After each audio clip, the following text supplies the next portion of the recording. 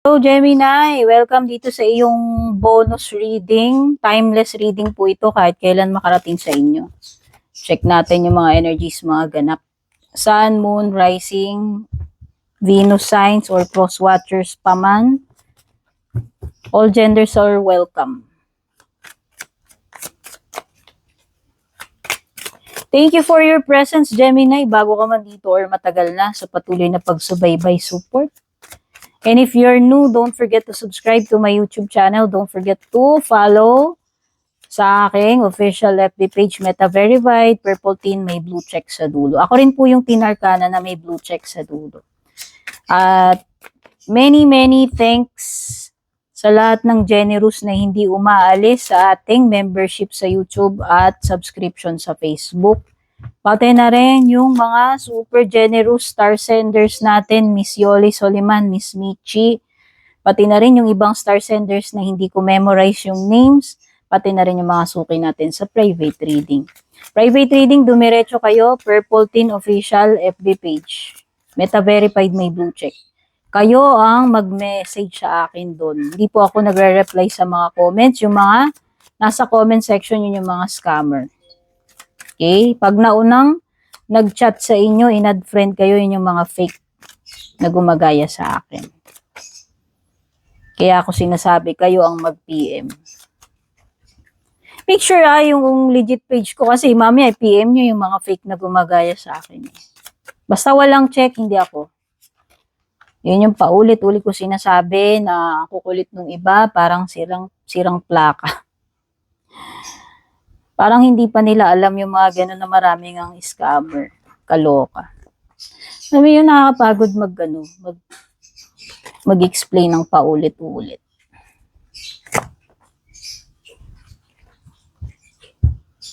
At tanungin pa ako niyan, ma'am, ikaw ba yun? Sinabi ko na nga eh. Hindi nga ako nag-chat, di nga ako add friend eh. Kulit!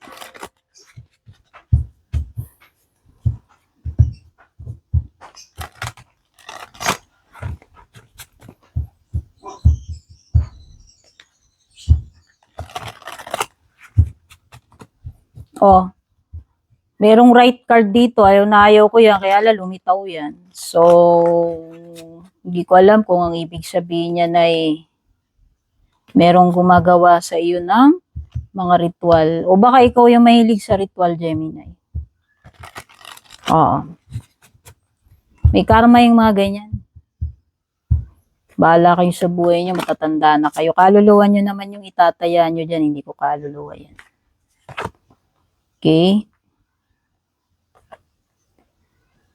Wow, meron ditong something about car. O ano yan, magti-take home ka na ba ng car? Mananalo ka ba ng car sa raffle? Or magka-car loan ka ba? Something related sa vehicle, sa insurance, sa car. O baka something about car insurance.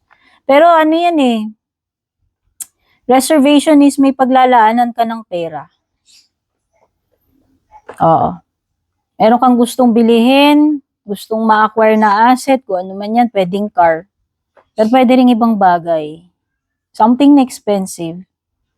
Be careful, may mga bully daw dito. Baka maging topic ka ng mga marites kasi andyan yung mga chismis, intriga, pamamahiya, pambubuli. Okay? Self-love, siguro maglaan ka ng time sa sarili mo, Gemini. Baka ito yun, ititreat mo yung sarili mo kasi meron kang something talaga dito siguro matagal mong pinag-ipunan. Baka may uuwi mo na yan. Deserve mo naman yan, lalo na kung hindi ka naman gastador, no? Basta ba inuuna mo lagi yung mga priorities mo. Siyempre paminsan-minsan titreat din natin sarili natin, especially kung meron naman tayong budget or pinag-ipunan naman natin yan. Why not? No? Hindi mo naman hiningi yung pinambili mo dyan. Pinagtrabahuan mo yan. So, mukhang deserve mo yan. Baka kasi, diba kasi nagigilty pa sila eh, diba? Pero nakita ko lang meron ka something na pinaglaanan ng pera mo, pinag-ipunan mo yon, and eventually may uuwi mo na yon, mabibili mo na yon. Okay? Maaaring magkaroon ka ng realization about self-love, independence, or pwedeng iba sa inyo, This is a period of healing.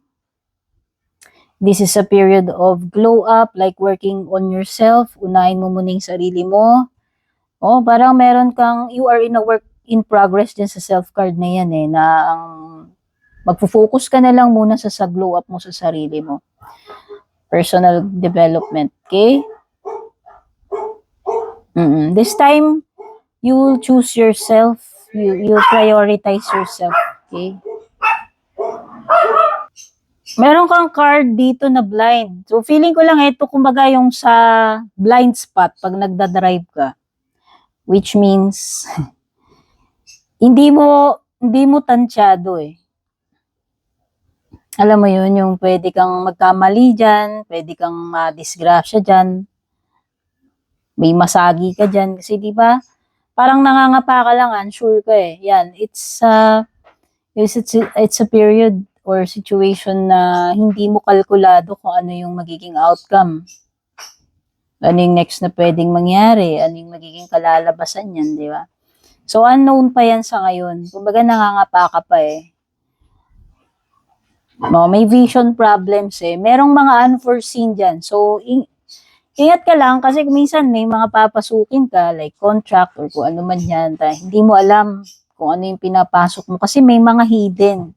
O, di ba? Minsan may mga ganun, may mga hidden fees, di ba? Or mga paparating na hindi mo inaasahan, may mga mangyayaring ganun. So, yun lang yun. Kung tao yan, pwedeng nagbubulag-bulagan, nagpipretend, nagmamaang-maangan, ini-ignore niya yung mga red flags or kung ano man. Mga ano dyan, mga dapat niyang nakikita, pwedeng in denial. So, yung mga numbers na lumilitaw sa cards, bigay ko na lang sa'yo, number 18, 29, 68, 43, 9, 6, dalawang 6, tignan nyo sa numerology, may 21, at tatlong 6, tsaka 21.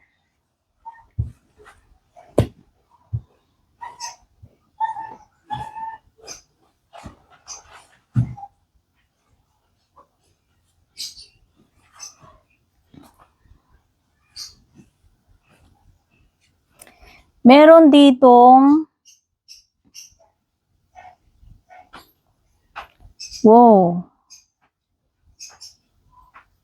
may energy ng person na hirap mag-move on. Malakas yung energy dito na pwedeng may continuation pa tong connection na to. Hindi pa tapos ang lahat sa inyo nitong person na to. Whether in-end nyo na yung relationship or hindi. Pwedeng ito yung mga connection na walang closure, nag-break up man kayo or hindi, parang, or kung nag-break up man kayo, parang meron at meron pa ring ugnayan. Alam mo yon?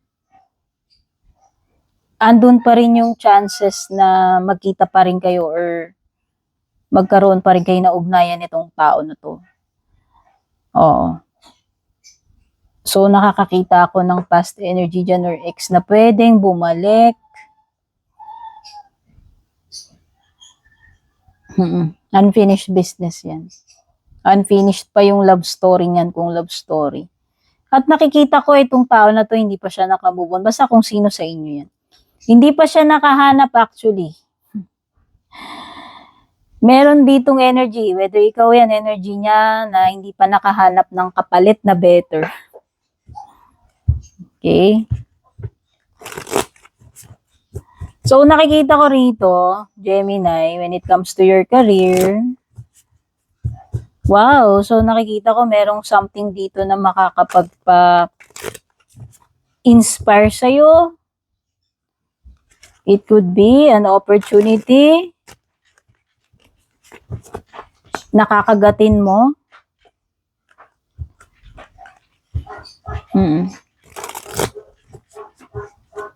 Pero Gemini, may kailangan kayo i-sacrifice dito. Yan nafe-feel ko sa 6 of Pentacles. May trade-off siya Parang meron something nakapalit or exchange. May some kind of trade-off dito. At saka meron ditong something na kahit gusto mo nang lumipat ng trabaho man yan, tirahan, hindi mo pa magagawa yan sa ngayon. Okay? Kasi nga may mga dapat ka pang asikasuhin, tapusin with the world card in reverse. So yun, tingin ko lang, hindi pa yan, hindi ka pa makakaalis anytime soon. Hindi pa makakalipat anytime soon. Pero nakikita ko pwede kang makapag-travel, alam mo yun? With the Knight of Wands. Pwede kang parang meron ka something na ipupursue rito, kaya lang nga may mga kapalit may trade-off Okay?